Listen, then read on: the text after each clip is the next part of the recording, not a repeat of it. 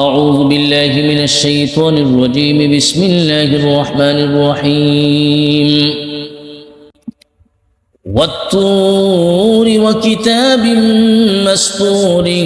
في رق منشور والبيت المعمور والسقف المرفوع والبحر المسجور إن عذاب ربك لواقع ما له من دافع يوم تمور السماء مورا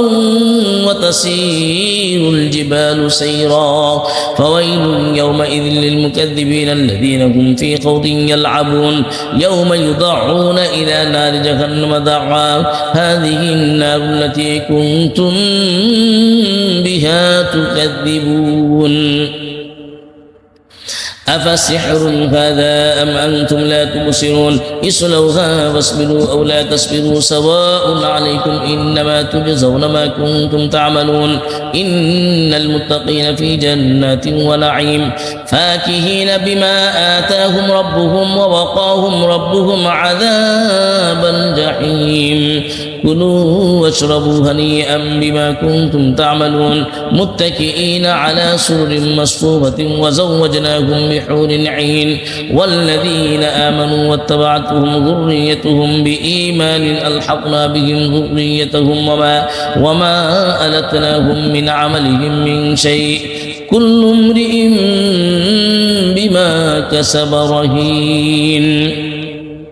وأمددناهم بفاكهة ولحم مما يشتهون يتنازعون فيها كأسا لا لغو فيها ولا تأثيم ويطوف عليهم غلمان لهم كأنهم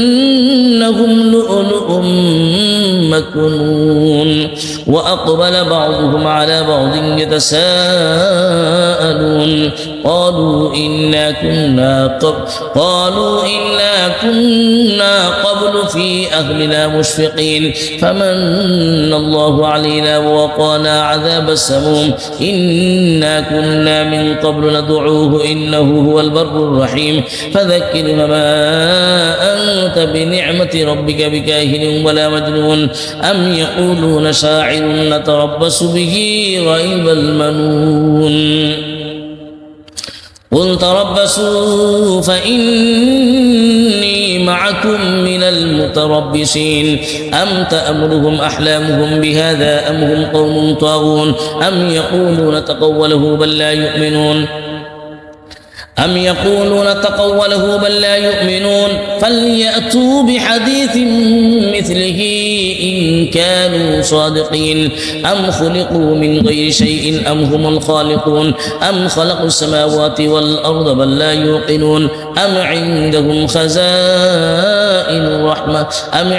خزائن ربك أم هم المسيطرون أم لهم سلم يستمعون فيه فليأت مستمعهم بسلطان مبين أم له البنات ولكم البنون أم تسألهم أجرا فهم من مغرم مثقلون أم عندهم الغيب فهم يكتبون أم يريدون كيدا فالذين كفروا هم المكيدون أم لهم إله غير الله سبحان الله عما يشركون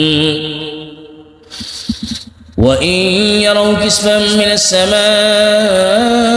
ساقطا يقولوا سحاب مركوم فذرهم حتى يلاقوا يومهم الذي فيه يصعقون يوم لا يغني عنهم كيدهم شيئا ولا هم ينصرون وإن للذين ظلموا عذابا دون ذلك ولكن أكثرهم لا يعلمون واصبر لحكم ربك فإنك بأعيننا وسبح بحمد ربك حين تقوم ومن الليل فسبحه وإدبار النجوم